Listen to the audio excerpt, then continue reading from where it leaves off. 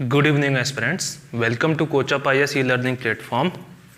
My name is Manish Shukla और आज हम एथिक्स मॉड्यूल कंटिन्यू करेंगे. इस मॉड्यूल में लास्ट लेक्चर में जो हम लोग देख रहे थे वो था वैल्यू कॉन्फ्लिक्ट्स या मूल्य संघर्ष. ठीक है, मूल्य संघर्ष के अंतर्गत जिन टॉपिक्स पे हमने चर्चा कर रखी थी वो था कि मूल्य संघर्ष क्या होता है, व्हाट इट इज, इस पे बात कर रखी थी. और second topic various value conflicts in the society, समाज में व्याप्त अनेक मूल्य संघर्ष. इसमें से हमने पॉलिटिकल वैल्यू कॉन्फ्लिक्ट पे डिस्कशन कर रखा था. ठीक है,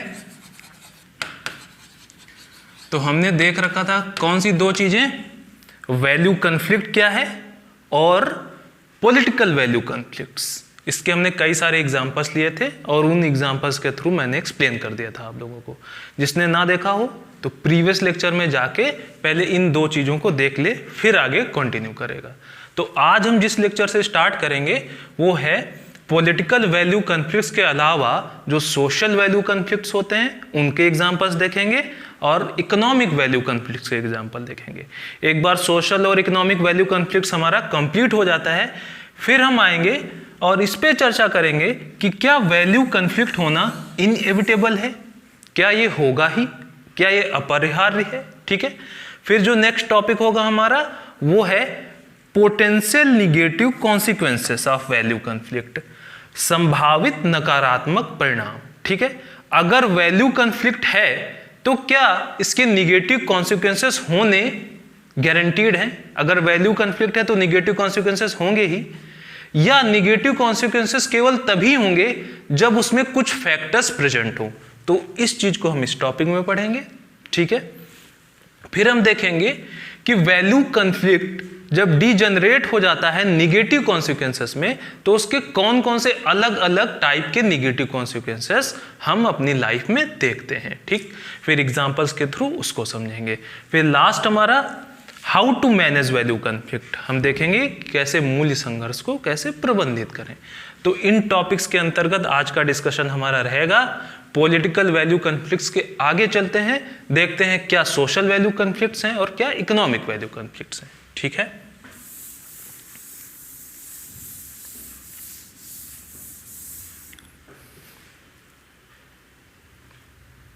तो ये है सोशल वैल्यू कॉन्फ्लिक्ट्स. तो इस स्लाइड को एक बार आप लोग देख लीजिए, फिर मैं एक्सप्लेन करता हूं इसको.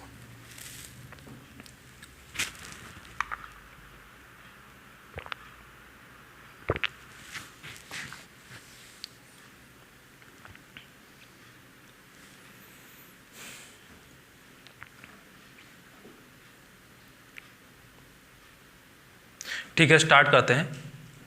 सोशल वैल्यू कॉन्फ्लिक्ट, सामाजिक मूल्य संघर्ष.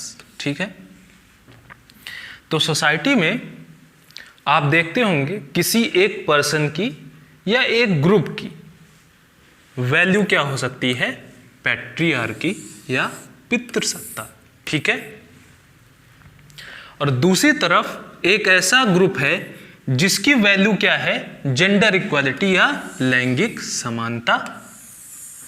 ठीक है, जब ये दोनों वैल्यूज कॉन्फ्लिक्ट की स्थिति में आ जाती हैं, संघर्ष की स्थिति में आ जाती हैं, तो ये क्या होगा, सोसाइटल वैल्यू कॉन्फ्लिक्ट, सामाजिक मूल्य संघर्ष. ठीक है, तो हम आए दिन देखते हैं कि ये पितृसत्ता, पैट्रियार्की वर्सेस जेंडर इक्वालिटी की सिचुएशन हमारे यहाँ क्रिएट होती है.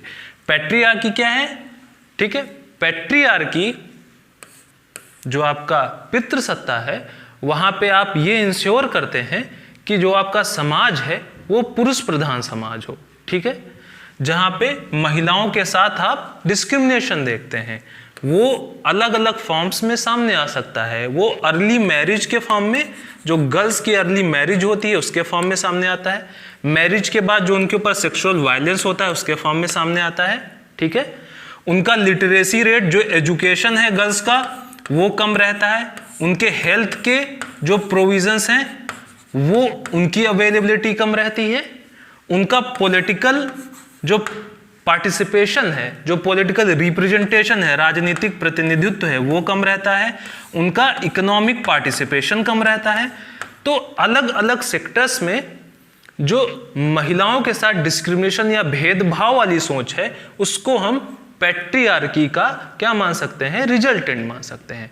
तो एक तरफ ये वैल्यू है, ये मूल्य है जहां पे लोग क्या मानते हैं कि पुरुष प्रधान समाज होना चाहिए और महिलाओं के साथ भेदभाव करते हैं। दूसरी तरफ एक ग्रुप ऐसा है जो मानता है कि there should be gender equality, लैंगिक समानता होनी चाहिए, चाहे वो मेल हो या फीमेल हो, कोई डिस्क्रिमिनेशन इनके बीच नहीं होना चाहिए। तो ये दो वैल्यू कॉन्फ्लिक्ट्स आप देख सकते हैं जो समाज में होते हैं। उसके अलावा हम बात करें तो इंडिविजुअलिज्म, व्यक्तिवाद और समुदायवाद। तो आप अगर देखेंगे तो जो वेस्टर्न सोसाइटीज हैं, जो वेस्टर्न सोसाइटीज हैं, पाश्चात्य जो समाज हैं, जैसे आप यूरोपियन कंट्रीज को देखिए, यूएस को देखिए, यूके को देखिए, स्पेन को देखिए, यहाँ पे इंडिविजुअलिज्म या व्यक्तिवाद को महत्व दिया जाता है। तो वहाँ पे वैल्यू क्या है, इंडिविजुअलिज्म।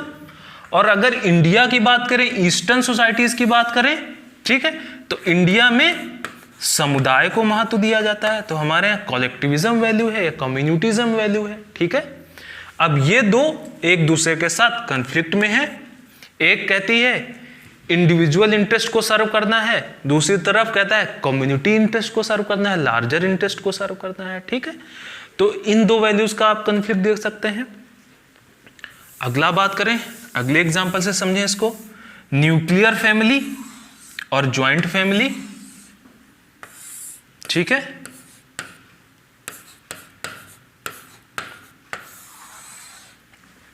आप देख रहे होंगे आजकल मेट्रो सिटीज में ज्यादातर कैसी फैमिलीज होती हैं, न्यूक्लियर फैमिलीज होती हैं, एकल परिवार होते हैं, ठीक है। और जबकि जो Indian society, traditional Indian society थी, वहां पे ज्वाइंट फैमिली को इंपॉर्टेंस दी जाती थी, संयुक्त परिवार को महत्व दिया जाता था, ठीक है। तो ये एक वैल्यू कॉन्फ्लिक्ट है समाज में, एकल फैमिली और संयुक्त परिवार का, ठीक है। और देखें हम अगर तो मेरिट और सोशल जस्टिस और उसका एक पार्ट है रिजर्वेशन, इन दो का कॉन्फ्लिक्ट है। मेरिट एक वैल्यू है और दूसरी तरफ सोशल जस्टिस में रिजर्वेशन, आरक्षण, योग्यता बनाम आरक्षण, ठीक है। तो ये दो वैल्यूज हैं जो कॉन्फ्लिक्ट की सिचुएशन में आती है। जैसे आप देखते होंगे कि एक तरफ जो हायर कास्ट के लोग हैं वो बोलते हैं कि जो पब्लिक एम्प्लॉयमेंट है, ठीक है, जो सरकारी रोजगार है या जो शिक्षा के अवसर हैं, वहां पे सबको योग्यता के आधार पर, मेरिट के आधार पर चुना जाना चाहिए, ठीक है, मेरिट बेस्ड सिलेक्शन होना चाहिए। वहीं दूसरे ओर एक ऐसा वर्ग है, ठीक है, जो बोलता है कि हजारों सालों तक जो लोअर कास्ट के लोग हैं उनके साथ डिस्क्रिमिनेशन हुआ है, उस डिस्क्रिमिनेशन को अगर आपको सबको एक समान अवसर, एक समान प्लेटफॉर्म मुहैया कराना है तो रिजर्वेशन की व्यवस्था की जानी चाहिए, आरक्षण की व्यवस्था की जानी चाहिए, जहां पे लोअर कास्ट के लोगों को कुछ अफर्मेटिव एक्शन दिया जाना चाहिए, ठीक है, जैसे ओबीसी को आरक्षण मिलता है, एससी एसटी को आरक्षण मिलता है। तो ये दो वैल्यूज का क्या हुआ, यहाँ पे कॉन्फ्लिक्ट हुआ, ठीक है। हम पढ़ क्या रहे हैं, सोशल वैल्यू कॉन्फ्लिक्ट, सामाजिक मूल्य संघर्ष, ठीक है। तो आप आए दिन इसको देखते होंगे, कभी हरियाणा में, कभी गुजरात में, कभी महाराष्ट्र में, ठीक है, मेरिट वर्सेस रिजर्वेशन की वैल्यू कॉन्फ्लिक्ट आए दिन आप न्यूज़पेपर्स में या न्यूज़ में देखते रहते होंगे। तो ये कुछ आपकी सोशल वैल्यू कॉन्फ्लिक्ट्स के एग्जाम्पल्स हैं। तो हमने यहाँ पे क्या देखा, सामाजिक मूल्य संघर्ष। अब नेक्स्ट टॉपिक हम देखेंगे इकोनॉमिक वैल्यू कॉन्फ्लिक्ट्स। स्लाइड को आप एक बार थोड़ा सा देख लीजिए, मैं फिर एक्सप्लेन करता हूं आपको।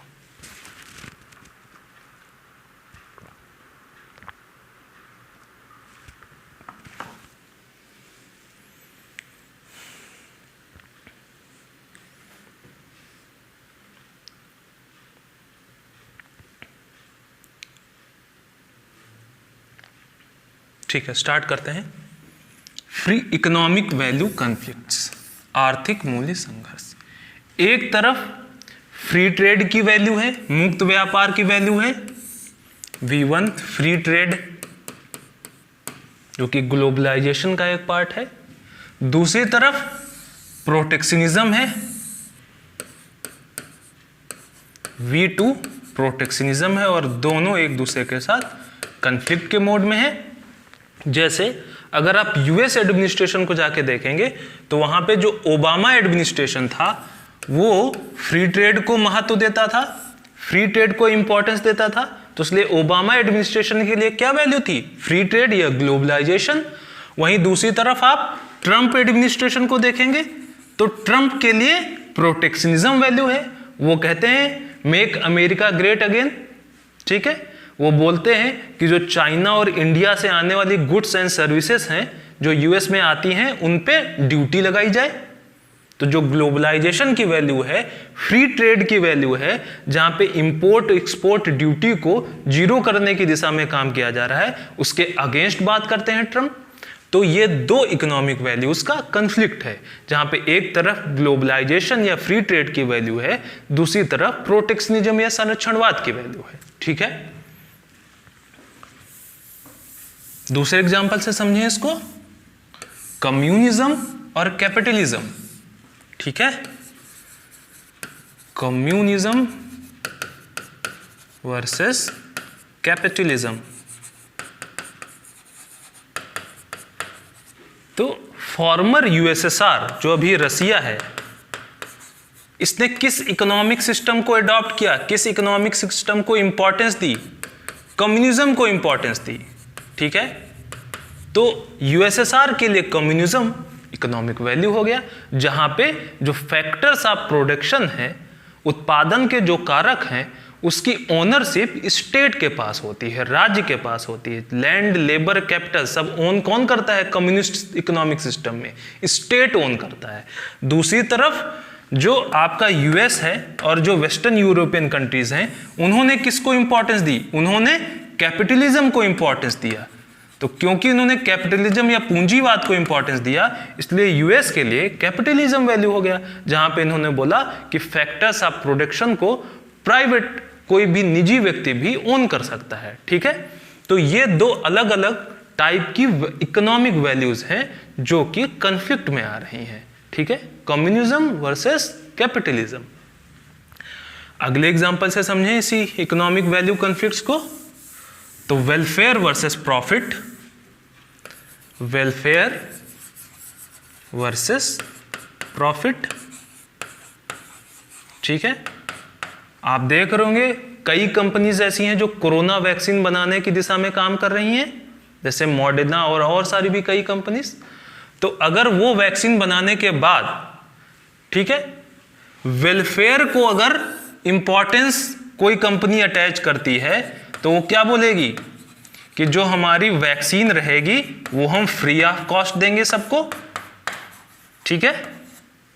दूसरी तरफ अगर किसी कंपनी के लिए प्रॉफिट इकोनॉमिक वैल्यू है तो वो क्या बोलेगी कि हमको इस वैक्सीन का पेटेंट चाहिए, इसका पेटेंट कराएगी और इसको बहुत ही एग्जॉर्बिएंट प्राइसेस में बेचेगी। तो अलग अलग वैल्यू कॉन्फ्लिक्ट्स हैं जिनका कॉन्फ्लिक्ट है यहां पे, ठीक है, क्लियर। नेक्स्ट एग्जांपल से देखें, पब्लिक वर्सेस प्राइवेट, ठीक है। निजी क्षेत्र बनाम सरकारी क्षेत्र, ठीक है। एग्जाम्पल एसबीआई वर्सेस एचडीएफसी, ठीक है।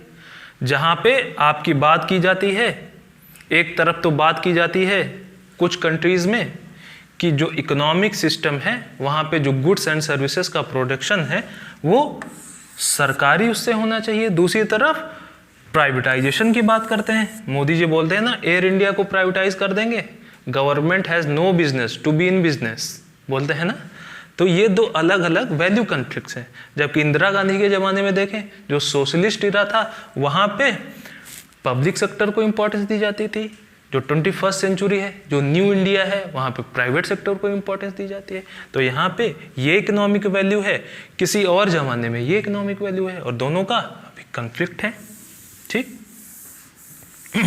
इस एग्जाम्पल से समझे हम डेवलपमेंट वर्सेस इन्वायरमेंट, ठीक है।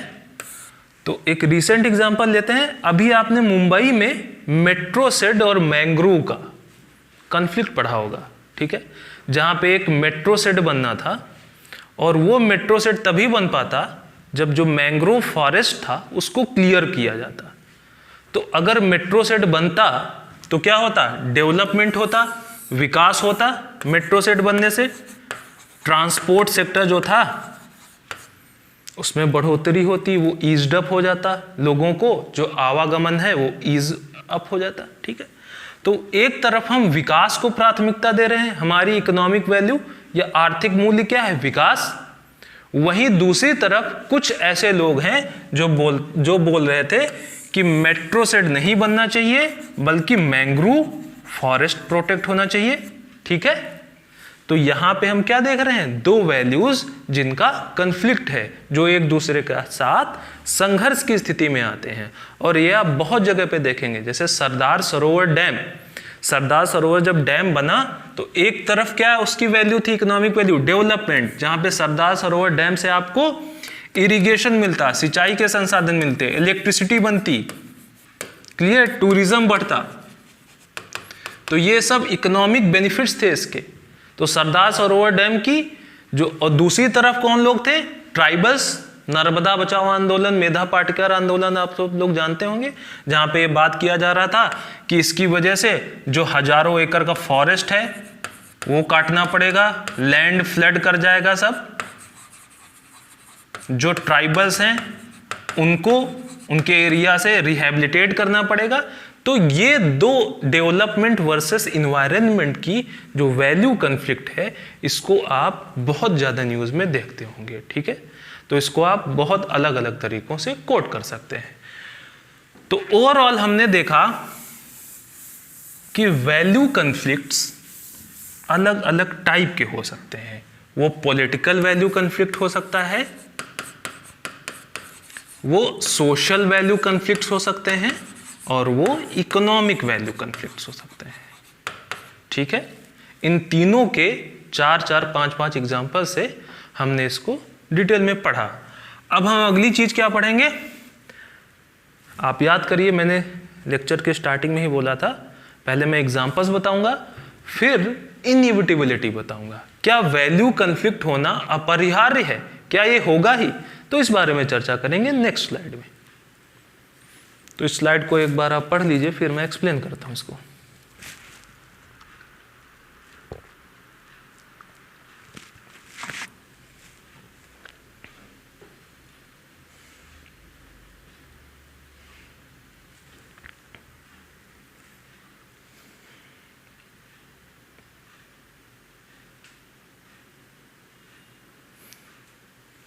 ठीक है, स्टार्ट करते हैं। वैल्यू कन्फ्लिक्ट्स इनइविटेबिलिटी, मूल्य संघर्ष की अपरिहार्यता, क्वेश्चन मार्क। क्या वैल्यू कन्फ्लिक्ट्स होगा ही, ये क्वेश्चन है। हाँ, ये होगा। क्यों होगा, उसका कारण ये है कि हमारा जो विश्व है, हमारा जो समाज है, वहां पे बहुत ज्यादा डाइवर्सिटी है, वहां पे बहुत ज्यादा विविधता है। किसमें विविधता है, रिलीजन की, धर्म की विविधता है, कल्चर की विविधता है, लैंग्वेज की है, रेस की है, ठीक है। तो क्योंकि इतनी ज्यादा डाइवर्सिटी है, रिलीजियस डाइवर्सिटी है, लिंग्विस्टिक डाइवर्सिटी है, रेशियल डाइवर्सिटी है, कल्चरल डाइवर्सिटी है, तो अगर इतनी ज्यादा डाइवर्सिटी है तो अलग अलग लोग अलग अलग चीजों को इंपॉर्टेंस देंगे ना, ठीक है। मैं एक चीज को इंपॉर्टेंस दूंगा, अगला जो मुझसे कल्चर में अलग है, रिलीजन में अलग है, रेस में अलग है, वो दूसरी चीज को इंपॉर्टेंस देगा, और ऑफन वो एक दूसरे के साथ कंफ्लिक्ट की स्थिति में आ जाएंगे। तो वैल्यू कंफ्लिक्ट होना अपरिहार्य है, वैल्यू कंफ्लिक्ट इज इन्यूटेबल, ये होगा ही। क्यों होगा, क्योंकि उसका एकमात्र कारण है डाइवर्सिटी। इतनी ज्यादा डाइवर्सिटी है रिलीजन की, रेस की, कास्ट की, सेक्स की, ठीक है, कल्चर की, कि ये होना इन्यूटेबल है, ये तो होगा ही, ठीक है। तो वैल्यू कन्फ्लिक्ट इन्यूटेबल है। अब जो अगला टॉपिक हम पढ़ेंगे वो ये है कि अगर वैल्यू कन्फ्लिक्ट इनएविटेबल है तो क्या उसके निगेटिव कॉन्सिक्वेंसेस भी इनएविटेबल हैं, तो इस पे चर्चा करेंगे हम नेक्स्ट स्लाइड पे। इस स्लाइड को आप एक बार पढ़िए।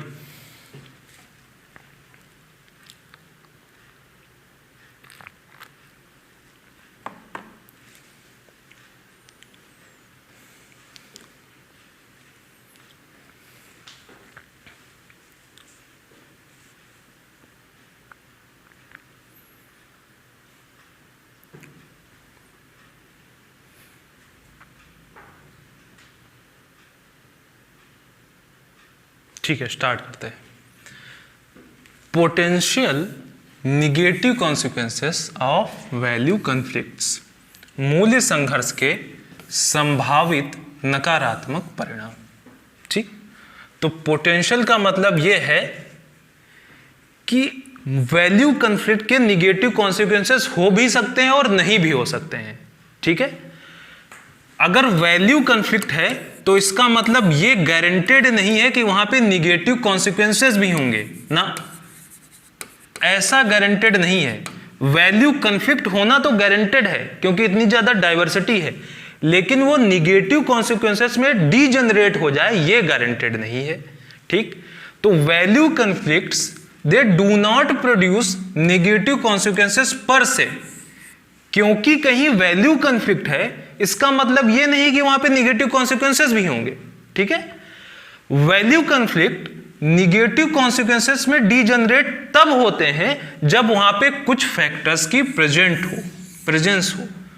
Negative consequences arise out of value conflict only if there is these factors presence.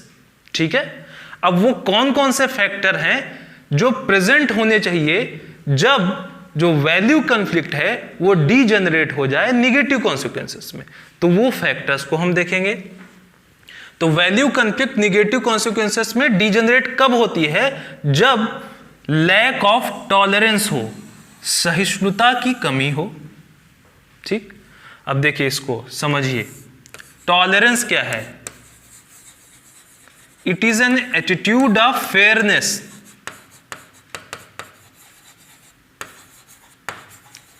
attitude of fairness towards others' values which are different from yours। दूसरे की वैल्यू, दूसरे के मूल्य जो आपके मूल्य से अलग हैं, उनके प्रति फेयरनेस का एटीट्यूड रखना। ठीक है, वो होता है टॉलरेंस या सहिष्णुता। तो अगर आपके अंदर दूसरे की वैल्यूज को लेकर टॉलरेंस नहीं होगा, सहिष्णुता नहीं होगी, तब जो वैल्यू कॉन्फ्लिक्ट होगा वो निगेटिव कॉन्सिक्वेंसेस में कन्वर्ट हो जाएगा। एक एग्जांपल के थ्रू समझें। मान लीजिए एक तरफ है गोरक्षक दल, बहुत सुनते होंगे आप। गोरक्षक दल का मानना है कि काउ स्लॉटर नहीं होना चाहिए, बीफ कंजम्पशन नहीं होना चाहिए, गोवध नहीं होना चाहिए। दूसरी तरफ एक ऐसा ग्रुप है जो कि मानता है, XYZ एक ऐसा ग्रुप है जो कि मानता है कि there is freedom to consume, खाने की स्वतंत्रता है, मैं जो चाहूं उसका सेवन करूं। ठीक है, इसका मूल्य क्या है? Freedom of food. ठीक है, तो एक ग्रुप है जो मानता है, जो किस चीज को इंपॉर्टेंस देता है, जो कि काउ स्लॉटर को बैन करने को इंपॉर्टेंस देता है, ये इस चीज को महत्व देता है कि गौ का वध नहीं होना चाहिए। दूसरी तरफ एक ऐसा ग्रुप है जो ये कहता है कि मैं क्या खाऊंगा इसकी फ्रीडम है, मुझे इसकी स्वतंत्रता है, मैं बीफ खाऊंगा, मैं पोर्क खाऊंगा, मैं क्या खाऊंगा इसकी मुझे स्वतंत्रता है, ये कोई मुझे नहीं बता सकता है। अब ये वैल्यू कॉन्फ्लिक्ट हुआ कि नहीं?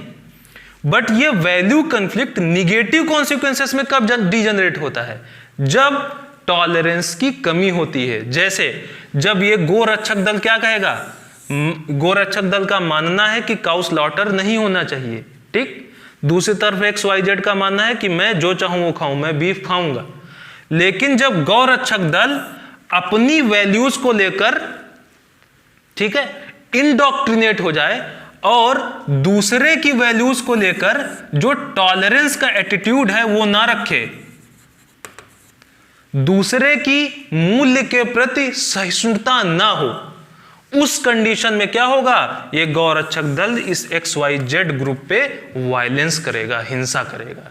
ठीक है, क्यों हिंसा करेगा? क्योंकि गौ रक्षक दल के अंदर सहिष्णुता नहीं है, टॉलरेंस नहीं है। किसके प्रति? ऐसे ग्रुप की वैल्यूज के प्रति जो इसकी वैल्यूज से डिफर करती हैं। ठीक है, तो हमने देखा कि लैक ऑफ टॉलरेंस जब होता है तब वैल्यू कन्फ्लिक्ट डीजनरेट हो जाता है निगेटिव कॉन्सिक्वेंसेस में। ठीक, फिर दूसरा एग्जांपल देखें। दूसरा कौन सा फैक्टर प्रेजेंट होना चाहिए जब वैल्यू कन्फ्लिक्ट निगेटिव कॉन्सिक्वेंसेस में कन्वर्ट हो जाएंगी? वो है फंडामेंटलिज्म या रेडिकलाइजेशन या इंडोक्ट्रिनेशन, जिसको हम कट्टरवादिता बोलते हैं। आप अपनी वैल्यूज, जिन वैल्यूज को मानते हैं, इनके प्रति आप बहुत ज्यादा रेडिकलाइज्ड हैं। ठीक है, आप रेडिकलाइज्ड हो गए हैं इन वैल्यूज के प्रति, आपके अंदर फंडामेंटलिज्म आ गया, आप इंडोक्ट्रिनेट कर दिए गए हैं इन वैल्यूज को लेकर। तो आप किसी दूसरे की वैल्यू को एक्सेप्ट ही नहीं कर सकते। जैसा ही कोई आपसे आपके विपरीत मूल्य वाला दिखेगा, आप उसके ऊपर हिंसा कर देंगे, क्योंकि आप अपनी वैल्यूज को लेकर क्या हैं? रेडिकलाइज्ड हैं। क्लियर? जैसे एग्जांपल आप लें ऑनर किलिंग। ऑनर किलिंग में क्या होता है? खाप पंचायत में, खाप पंचायत में जो ट्रेडिशनल वैल्यू है वो ये है कि इंटरकास्ट मैरिज अलाउ नहीं है। ठीक है, आपसे दूसरी की जाति में शादी नहीं कर सकते, ये वैल्यू है उनकी। और इस वैल्यू को लेकर ये बहुत ज्यादा रेडिकलाइज्ड है, कट्टर है इस वैल्यू को लेकर। तो जब भी कोई उनके परिवार का अपनी जाति के बाहर जाके विवाह करता है तो उसको क्या कर देते हैं? वो वायलेंस करते हैं और उसको मार देते हैं, उसकी किलिंग कर देते हैं। तो जब भी आप अपनी वैल्यूज को लेकर रेडिकलाइज्ड होंगे, कट्टरता होगी आपको अपने मूल्यों के प्रति, तब वो जो वैल्यू कन्फ्लिक्ट होगा वो निगेटिव कॉन्सिक्वेंसेस में डीजनरेट हो जाएगा। थर्ड फैक्टर क्या है? इंपोजिशन, मतारोपण। इंपोजिशन, ठीक है, आपकी वैल्यूज है मान लीजिए V1। आप इस वैल्यू को जब आप किसी दूसरे ग्रुप पे फोर्सफुली इंपोज करना चाहते हैं, तब ये जो वैल्यू कन्फ्लिक्ट होता है ये निगेटिव कॉन्सिक्वेंसेस में डीजनरेट हो जाता है। एग्जांपल लेके देखें, बजरंग दल। बजरंग दल का मानना है क्या? बजरंग दल की वैल्यू है कि वैलेंटाइन डे के दिन जो गर्ल्स एंड बॉयज हैं वो फ्रीली एक दूसरे से नहीं मिल सकते, उनको लगता है ये हमारी संस्कृति के खिलाफ। अब ये अपनी वैल्यूज क्या करते हैं? जो XYZ जो कपल्स होते हैं उन पे फोर्सफुली इंपोज करते हैं कि नहीं? डंडा लेके निकलते हैं कि नहीं? डंडा लेके निकलते हैं, वायलेंस होता है कि नहीं? तो ये जो वैल्यू कन्फ्लिक्ट हुआ, एक तरफ बजरंग दल का जो मानता है कि कपल्स खुले में बाहर नहीं निकल सकते, दूसरी तरफ जो कपल्स की वैल्यू है जो मानते हैं कि हमारी एक फ्री कंट्री है जहां पे हमको अधिकार है। ठीक है, तो इन दो की वैल्यू कन्फ्लिक्ट में, क्योंकि V1 बजरंग दल ने इनके ऊपर फोर्सफुली अपनी वैल्यू इंपोज करने की कोशिश करी, इसलिए वहां पे क्या होगा? वायलेंस होगी, निगेटिव कॉन्सिक्वेंसेस होंगे। ठीक है, तो इस स्लाइड में हमने क्या देखा? हमने देखा वैल्यू कन्फ्लिक्ट तो होना गारंटेड है, लेकिन उसके निगेटिव कॉन्सिक्वेंसेस तभी होंगे जब टॉलरेंस की कमी होगी, रेडिकलाइजेशन होगा और इंपोजिशन ऑफ वैल्यूज होगा। तो ये जो 3-4 फैक्टर्स प्रेजेंट होंगे तभी वैल्यू कन्फ्लिक्ट निगेटिव कॉन्सिक्वेंसेस में डीजनरेट होगा। ठीक है, अब हम चलते हैं नेक्स्ट स्लाइड पे और वहां पे देखेंगे कि वैल्यू कॉन्फ्लिक्ट के निगेटिव कॉन्सिक्वेंसेस क्या क्या तरीके से हमारे सामने आते हैं। तो इस स्लाइड को आप देखिए, फिर मैं इसको एक्सप्लेन करता हूं वन बाय वन।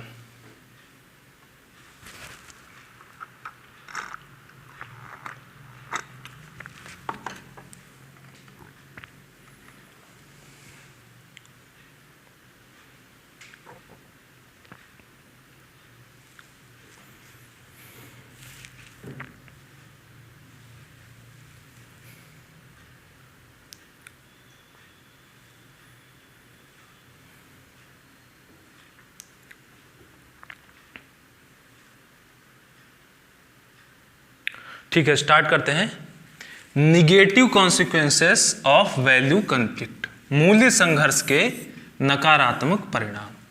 ठीक, तो पहला नकारात्मक परिणाम जो हम आए दिन देखते हैं वो है कास्ट बेस्ड डिस्क्रिमिनेशन या वायलेंस, या रेस बेस्ड डिस्क्रिमिनेशन या वायलेंस। ठीक है, जाति या नस्ल आधारित भेदभाव या हिंसा।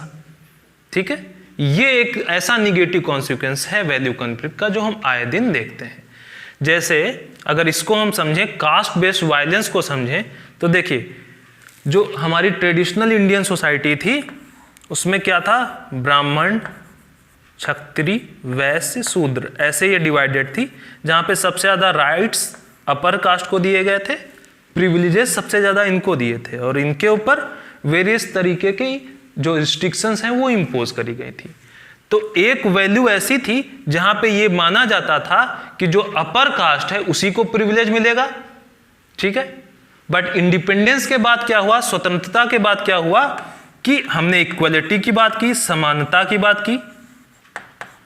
तो इन दो वैल्यूज का कन्फ्लिक्ट है जो आए दिन कभी रोहित वेमुला के केस के फॉर्म में, कभी वो ऊना दलित हिंसा के रूप में हमारे सामने आती रहती है। ठीक है, तो हमने देखा कि जो वैल्यू कन्फ्लिक्ट है उसका एक negative consequence caste based discrimination या वायलेंस के रूप में हमारे सामने आती है। फिर हम देखें रेस बेस्ड वायलेंस, तो अभी आप यूएस में देख रहे होंगे, व्हाइट हाउस तक के सामने तक को चर्च को फूंक दिया गया। क्या है वहां पे, दो कौन सी वैल्यू कॉन्फ्लिक्ट में आ रही हैं, एक तरफ है व्हाइट सुप्रीमेसी,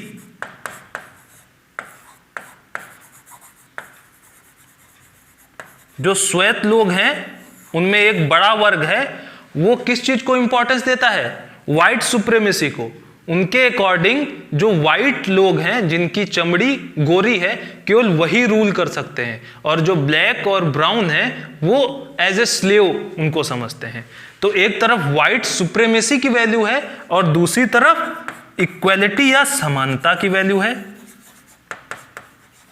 तो आपने देखा होगा एक व्हाइट पुलिस ऑफिसर ने जॉर्ज फ्लॉयड नाम के एक ब्लैक व्यक्ति को केवल इसलिए कि उसने एक $20 का नोट जाली दे दिया, उसको जो है टॉर्चर करके उसको मार डाला।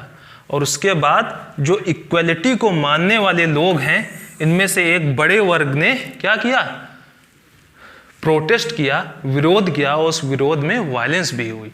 ठीक है, तो ये जो वैल्यू कन्फ्लिक्ट है व्हाइट सुप्रीमेसी और इक्वलिटी का, ये वैल्यू कन्फ्लिक्ट यूएस में आज आप वायलेंस या राइट्स या दंगे के रूप में सामने आता हुआ देख रहे हैं। ठीक है,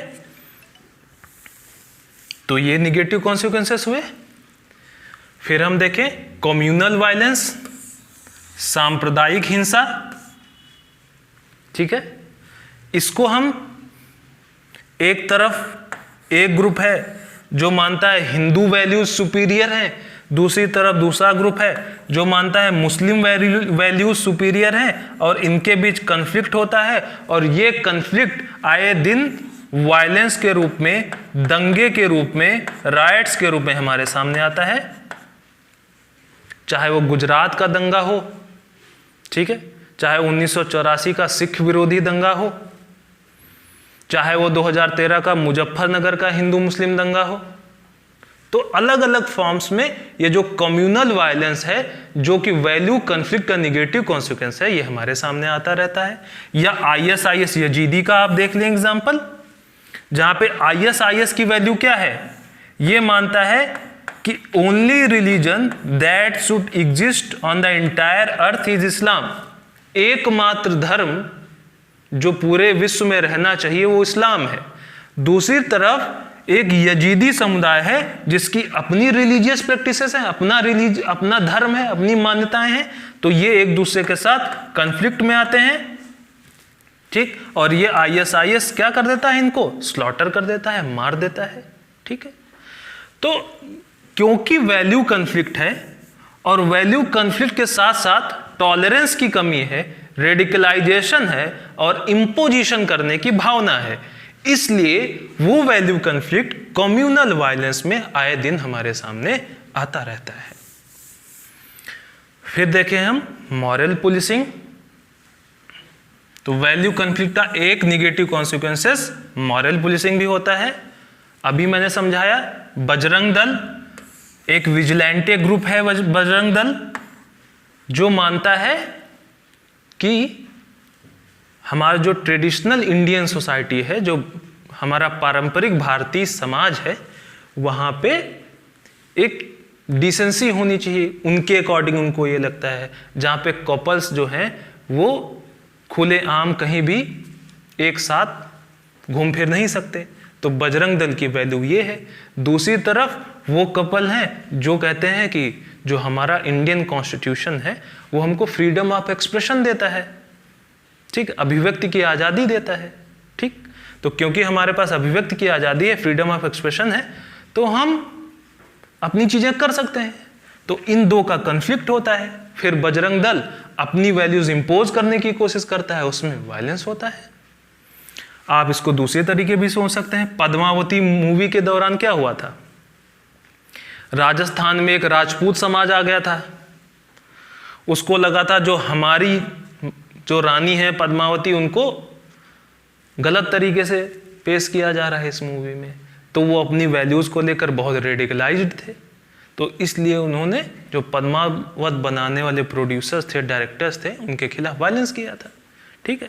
तो ये मॉरल पुलिसिंग के अलग अलग एग्जाम्पल्स हैं जो आपके सामने आते रहते हैं। और ये क्यों होता है, क्योंकि there is value conflict with the presence of factors like radicalisation, lack of tolerance and imposition. Clear.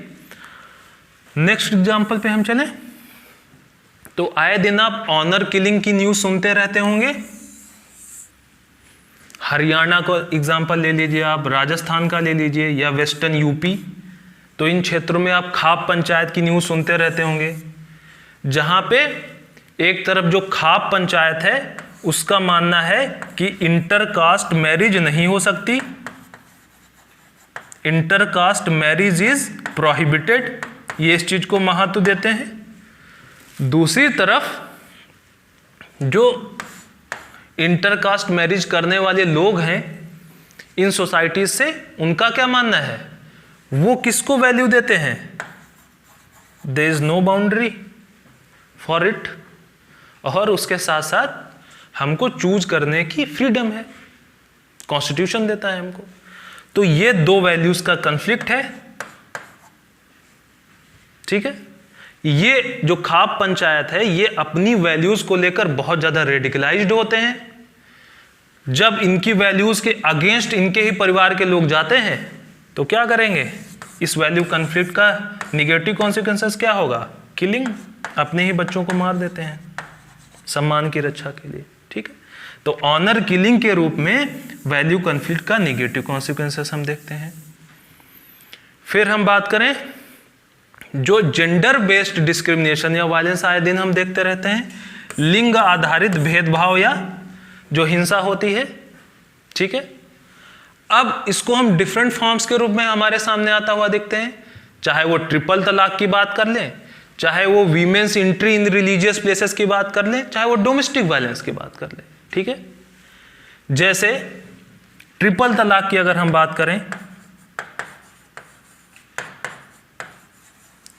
तो ट्रिपल तलाक में एक तरफ जो मौलाना समुदाय है उसका मानना क्या है, उसका मानना यह है वो किस चीज को इंपॉर्टेंस देता है, वो ट्रिपल तलाक को इंपॉर्टेंस देता है, उसके लिए ट्रिपल तलाक मूल्य है, ठीक है, क्योंकि उसकी सोच कैसी है, पैट्रियार्कल सोच है, पुरुष प्रधान सोच है, ठीक है। दूसरी तरफ ऐसी विक्टिम मुस्लिम विमेंस हैं जिनका मानना क्या है, जिनका मानना यह है कि ट्रिपल तलाक जो है ये गलत है, ट्रिपल तलाक is wrong both ethically and legally. तो दो ग्रुप हैं जिनमें क्या हो रहा है, वैल्यू कन्फ्लिक्ट हो रहा है, क्लियर। तो इस वैल्यू कन्फ्लिक्ट का निगेटिव कॉन्सिक्वेंसेस क्या होता है, निगेटिव कॉन्सिक्वेंस ये होता है कि इनके बीच वायलेंस होती है, महिलाओं पर अत्याचार किया जाता है।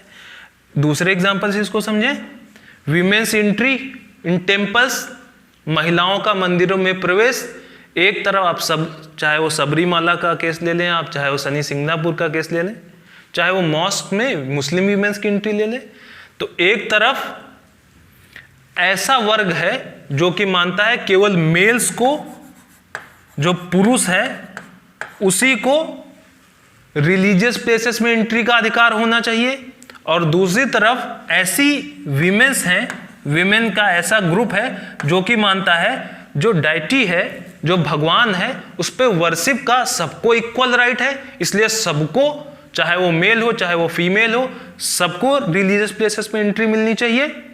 तो ये जब दो अलग अलग वैल्यूज की कन्फ्लिक्ट होती है तो आप देखते होंगे, न्यूज़ सुनते होंगे कि सबरीमाला में 20 महिलाओं के ग्रुप ने एंट्री करने की कोशिश की और उनको दौड़ा दौड़ा कर पीटा गया। तो हर दिन ये न्यूज़ सामने आती रहती हैं, ठीक है, जहां पे जेंडर बेस्ड वायलेंस या डिस्क्रिमिनेशन होता है। क्यों होता है? क्योंकि there is value conflict with radicalisation, imposition and lack of tolerance.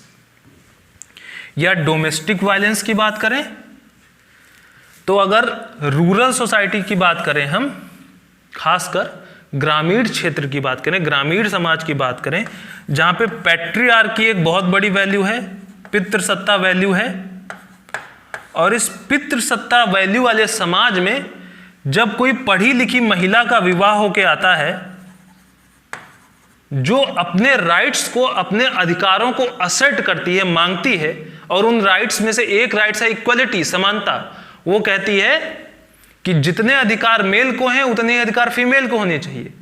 तो वहां पे क्या हो गया है, एक तरफ पैट्रियार्की और दूसरी तरफ जेंडर इक्वलिटी, इन दो का कन्फ्लिक्ट है।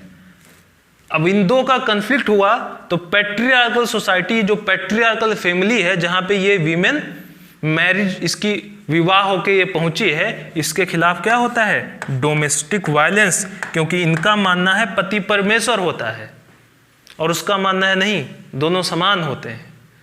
तो अगर वैल्यू कन्फ्लिक्ट है, ये अपनी वैल्यूज को लेकर बहुत ज़्यादा रेडिकलाइज्ड हैं, तो ये क्या करेंगे? डोमेस्टिक वायलेंस करेंगे, घरेलू हिंसा करेंगे, ठीक है। फिर अगला एग्जाम्पल हम देखें, मॉब लिंचिंग। ये बहुत आजकल चर्चा में है, मॉब लिंचिंग, खासकर जो गौरक्षा वाला केस हुआ था हो रहे हैं। अभी मैंने आपको समझाया भी था, एक तरफ काऊ विजिलेंटे ग्रुप है, गौरक्षक दल है, जिसकी वैल्यू क्या है? ये मानता है काऊ स्लॉटर नहीं होना चाहिए। दूसरी तरफ एक ऐसा ग्रुप है जो किस चीज को इंपॉर्टेंस देता है? फ्रीडम ऑफ फूड, हम जो चाहें वो खा सकते हैं, इसकी स्वतंत्रता है। इन दो का कन्फ्लिक्ट है, इन दो वैल्यूज का, इन दो मूल्यों का कन्फ्लिक्ट है। ये काऊ विजिलेंटे ग्रुप अपनी वैल्यूज को लेकर इनटॉलरेंट है, ठीक है, दूसरे की वैल्यूज को लेकर इनटॉलरेंट है, अपनी वैल्यूज को लेकर बहुत ज्यादा रेडिकलाइज्ड है और अपनी वैल्यूज इन पे इंपोज करना चाहता है। इसलिए करता क्या है? इन पे वायलेंस करता है, लिंच कर देता है इनको, ठीक है। या इसको आप अलग तरीके से, बहुत सारे एग्जांपल्स आप मॉब लिंचिंग के देख रहे होंगे, अखलाक का केस हुआ था या बहुत सारे और केसेस हुए थे। तो हमने देखा इन अलग अलग एग्जाम्पल से, जो करंट में आप पढ़ते होंगे, गो थ्रू होते होंगे, इन अलग अलग एग्जाम्पल्स के थ्रू देखा कि कैसे जो वैल्यू कन्फ्लिक्ट है वो जब कुछ फैक्टर्स के साथ प्रेजेंट होती है, जैसे कि radicalisation, imposition and lack of tolerance, तो उसके निगेटिव कॉन्सिक्वेंसेस क्या क्या हो सकते हैं। वो आपका कास्ट या रेस बेस्ड वायलेंस के रूप में सामने आ सकता है, कम्युनल वायलेंस के रूप में सामने आ सकता है, मॉरल पुलिसिंग के रूप में सामने आ सकता है, ऑनर किलिंग के रूप में सामने आ सकता है, जेंडर बेस्ड वायलेंस के रूप में सामने आ सकता है, या मॉब लिंचिंग के रूप में सामने आ सकता है, ठीक है। तो ये इसके निगेटिव कॉन्सिक्वेंसेस हो गए। क्लियर? तो आज के लेक्चर में हमने क्या देखा? हमने वैल्यू कन्फ्लिक्ट के अलग अलग एग्जाम्पल देखे, सोशल वैल्यू कन्फ्लिक्ट्स देखे और इकोनॉमिक वैल्यू कन्फ्लिक्ट्स देखे। फिर हमने देखा कि क्या वैल्यू कन्फ्लिक्ट होना इनइविटेबल है, उसमें हमने देखा क्योंकि इतनी ज़्यादा डाइवर्सिटी है इसलिए वैल्यू कन्फ्लिक्ट तो होगा ही होगा, बट वो वैल्यू कन्फ्लिक्ट निगेटिव कॉन्सिक्वेंसेस में तभी बदलेगा जब सहिष्णुता की कमी होगी, टॉलरेंस की कमी होगी, रेडिकलाइजेशन होगा और इम्पोजिशन होगा। और जब भी कुछ ऐसा होगा तो उसके निगेटिव कॉन्सिक्वेंसेस होंगे, ये सारे मॉब लिंचिंग होगी, जेंडर बेस्ड वायलेंस होगा, कास्ट बेस्ड वायलेंस होगा, कम्युनल वायलेंस होगा, मॉरल पुलिसिंग होगी। तो ये टॉपिक्स को आज हमने कंप्लीट कर लिया। जो नेक्स्ट हमारा लेक्चर होगा उसमें हम देखेंगे कि वैल्यू कॉन्फ्लिक्ट्स को कैसे मैनेज किया जाए, कैसे प्रबंधित किया जाए। ठीक है, तो नेक्स्ट लेक्चर में हम उसको कर लेंगे। फिर हमारा जो वैल्यू कॉन्फ्लिक्ट वाला सेक्शन है वो कंप्लीट हो जाएगा। फिर हम उसके आगे जो यूनिट 1 में आपका चैप्टर 2 था डिटर्मिनेंट्स ऑफ एथिक्स, उस पर बात करेंगे। तो आज के लेक्चर में इतना ही। थैंक्स।